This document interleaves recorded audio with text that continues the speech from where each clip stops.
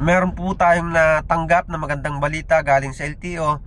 Dahil ang LTO po ay nag-i-start ng i-release yung mga plaka na backlog nila simula noong 2016 hanggang ngayon. Naglabas po sila ng link kung paano ma-monitor natin yung mga plaka natin, at makikita rin natin kung nasang region po yon at kung available ba siya for delivery, para hindi na natin pick upin kung nasan man yung inyong mga plaka. Idudugtong ko din po dito yung video ng LTO kung paano gamitin or paano natin gamitin yung LTO tracker na ginawa nila. Okay? Hanggang ngayon ba ay wala pa rin kayong plaka? Huwag mag-alala! Narito na ang bagong labas sa LTO Tracker. Isang makabagong online platform na layuning gawing mas mabilis, transparent at accessible ang proseso ng pag-check at pagkuha ng license plates. Narito ang mga hakbang kung paano ito gamitin. Una, buksan ang website. I-type ang www.ltotracker.com sa inyong browser. Pangalawa, i-check ang availability ng plate. I-click ang plate number tab.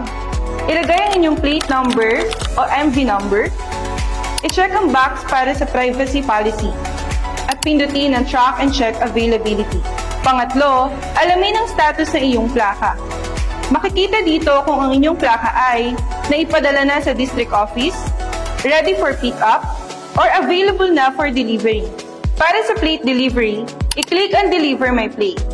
Puna ng mga kinakailangang detalye, pumili ng preferred carrier, ilagay ang inyong complete delivery address, i-upload ang valid ID, certificate of registration, o iba pang supporting documents.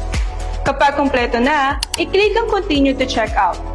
Pagtapos magbayad, i-click ang View Payment Details upang makita ang transaction summary. Para naman sa plate pickup, i-click ang Set Appointment. Pumili ng available date at ilagay ang mga hinihinging detalye. I-click ang Book Appointment at hintayin lumabas ang QR code. Ang QR code ang inyong ipapakita sa mismong araw ng pagpunta sa LTO. Kung lumabas na hindi pa registered ang inyong plate, may lalabas na form at punan lamang ang mga kinakailangan detalye. I-click ang Submit and Continue para ma-register ang inyong plaka.